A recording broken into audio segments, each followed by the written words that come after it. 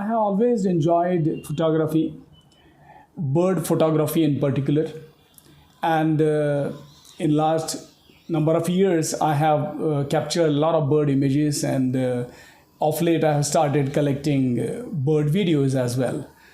In this wonderful video, I am covering four birds. So that makes four sections. The first section covers the purple-rumped sunbird. Second one covers the seagulls. Third one, sparrow. And the fourth one, the water hen.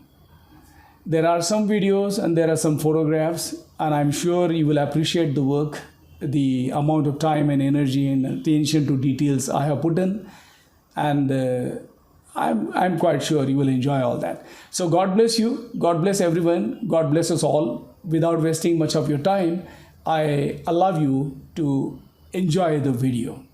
Thank you.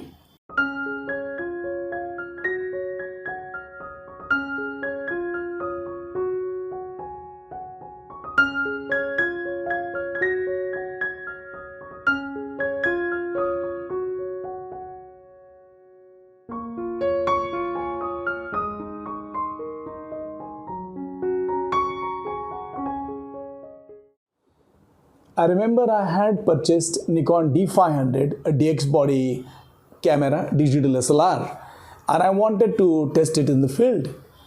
So I coupled it with Tamron 150 to 600 telezoom and went to my favorite park, Saras Park. Saras Park is a huge complex. 25 acres as I understand, its total area which is 10 hectares. This was built in 18th century. I understand there used to be a massive lake in place of it before. The lake got dried up, and sometime in 18th century they built a wonderful Lord Ganesha temple and this massive complex of Saras Bagh. This is my favorite place, favorite garden.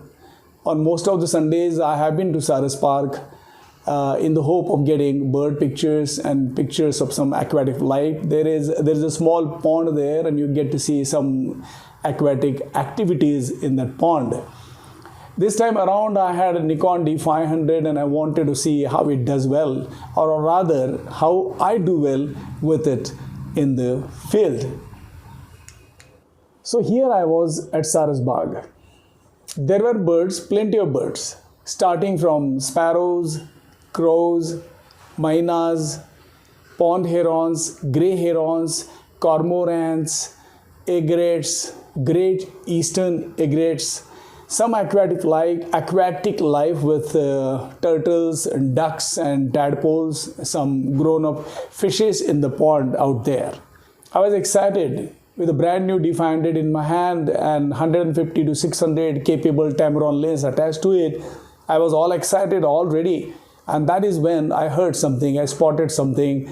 I saw some movement on an almost leafless branch of a tree, just 30 to 40 feet away from me, and I saw a bird, a tiny little bird, sunbird, purple-rumped sunbird. I was seeing it for the first time, and it looked so neat and so beautiful. I readied my camera. I was excited, so I fumbled, but then I quickly recovered and focused on the camera. And when I viewed the bird through the viewfinder, the first time I realized how capable is Nikon D-500, its focusing mechanism. Fast focusing, accurate focusing, fast acquisition of focusing. And I loved it. I saw the bird razor sharp as I zoomed in, and I took handful shots. I thought the bird should not fly away, but I was scared in my mind that the bird will fly away. As it did, it flew away, but not before giving me a handful of shots. And I had a feeling that the bird realized my need and had come there and sat on the branch to give me those handful of memories, golden memories, wonderful memories. So finally, I got 6-7 wonderful images of the sunbird, and I could add to my personal collection of beautiful pictures these photos as well. Sunbird is a tiny wonder. It's a small bird. It looks beautiful, glorious. It is just 10 centimeters in length and 10 grams in weight. It lives mainly on nectar. Sometimes it takes insects mainly to feed its younger ones. It's a beautiful bird. I guess I saw the bird for the first time, or I noticed the bird in this manner for the first time ever in my life. And boy, was I glad. You bet I was. I got those pictures. I'm going to share those pictures here without any further wastage of time. I must mention one thing. I wish I had a video made. The problem is the time I got from the bird, or the time the bird gave to me was good enough to do either of the acts. Either I do a videograph or I do a photograph. I did the latter, and here are the pictures that I'm sharing with you.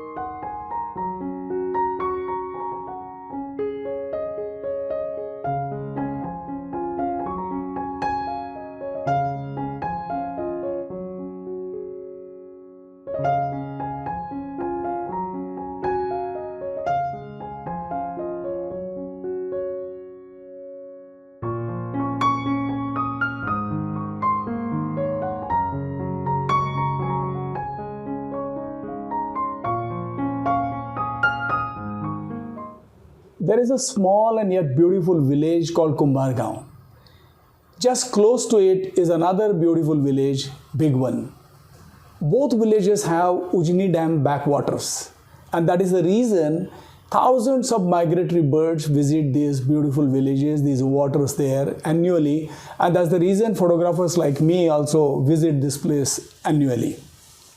I had been to this place, as I said earlier, 6 or 7 times. And in the first couple of trips that I attempted to capture images of birds while they were flying, they were all a flop. They were a blur. I couldn't get sharp images of birds while they were in flight. This time I had made up my mind.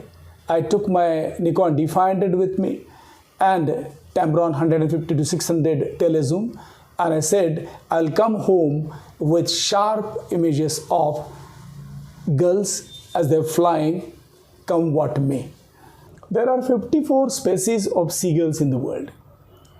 The length of smaller species is up to 11.5 inches. And the length of bigger species of gulls is up to 30 inches. They are the only rare bird that can drink, or that drinks, both salty water and fresh water, salt water and fresh water. They also have the ability to identify and remember faces of people, especially those people who interact with them and or feed them. Seagulls have amazing vision. They can detect their food from a distance of 2 to 3 miles. That's amazing. They are strongly built. Their beak is a little curved, hooked. I find them very inspiring. They are always bright, grey, white, fresh, looking agile and alert, and they inspire me. This time I went to Kumbargaon with this determination in my mind that when I will return from Kumbargaon with sharp images of seagulls, especially when they are in flight. Because catching an image of a bird which is stationary is probably an easy task, depending upon what size of the bird is and how quickly it moves and all that. But I'm talking about birds in flight, and that's a challenge. I had tried capturing sharp images of birds in flight in the first 2 to 3 trips to Kumbargaon, and every time I came home with unsharp images, blurry images. This time I had made up a decision. I had with me Nikon D-500 and Tamron 150-600, and You will see the images yourself and make your own opinion and tell me what do you think about those images. So without wasting much of your time, I'm sharing these images with you. I couldn't take videos because I had to only concentrate on getting the images. So God bless you, God bless me, God bless everyone, and God bless our wonderful seagulls.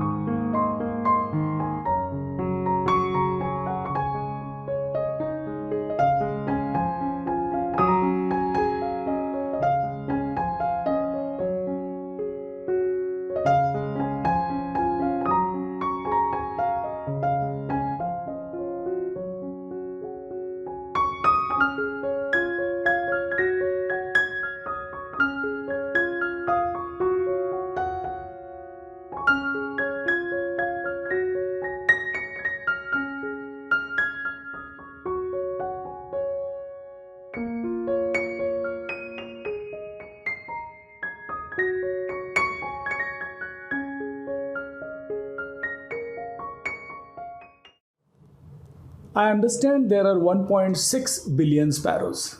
1.6 billion sparrows in the world. That means there is no chance of any extinction of this wonderful bird. I used to see hundreds of birds during my childhood, hundreds of sparrows around our home. Many would come inside. Quite a few would always and every day and frequently sit in the window sill of our house, eat something and go away. It used to be such a good feeling watching them, around us, healing, entertaining, relaxing. Their presence would always assure me something of good and positive in this life. Things have changed. I don't get to see sparrows around our house anymore. I don't get to see sparrows around in the city. Thanks to the pollution, thanks to the growing use of mobile phones, both of which have capably pushed sparrows outside the urban life, more to the rural life, more to the countryside, more to the gardens and in isolated places with less population of humans. So in order to get videos and images of sparrows, I went to Sarasbag. I used Nikon P-1000. Nikon P-1000 has a unique feature. It has the longest telezoom in the world, arguably the longest telezoom in the world, 25 to 3000 mm optical zoom. It has given me a very sharp and detailed video of sparrows. You can check this out for yourself. Immediately after I finish my short and probably boring talk, you will be seeing the video. So without wasting much of your time now, I am sharing this video and some of the images which I shot on Nikon DSLRs here. So God bless the sparrows. God bless you. God bless me. God bless everyone. And God bless the beautiful nature. Life is such a wonderful thing. It's a wonderful experience. I have always enjoyed every moment of this life. So all the best.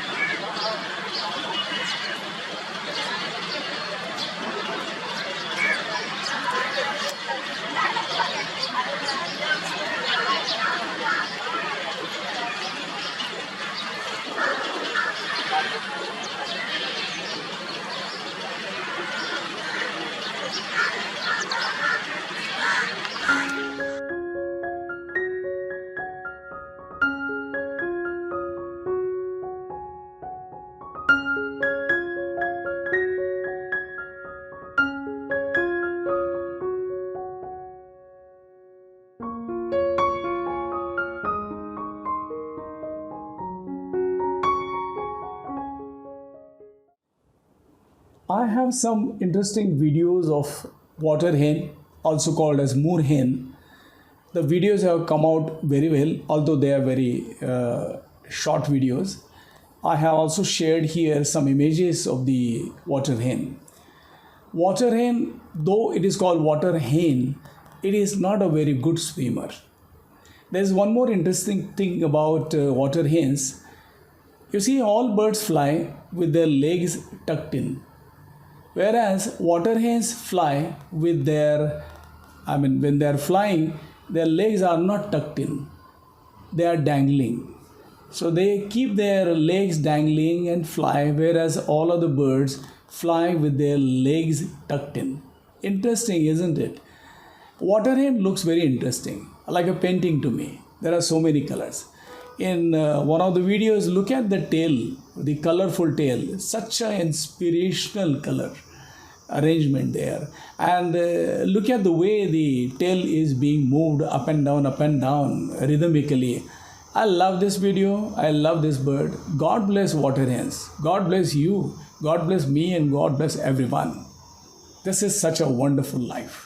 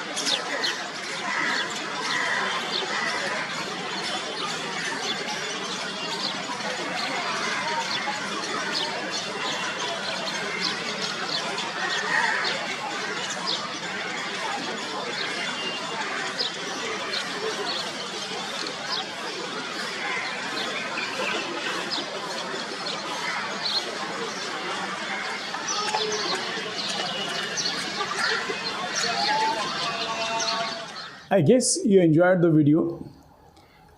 I also guess that it should encourage you, unless you are a hobbyist of some kind or you're a photographer yourself. They should encourage you to take a photography, videography, and make your own small videos or share your images on whichever platform which you find comfortable with, and whichever platform which is friendly to you. Life without hobbies, as I said before, is incomplete. For me, it could be a boredom. So I love my hobby, I love my work. God bless you, God bless us all once again, and all the best.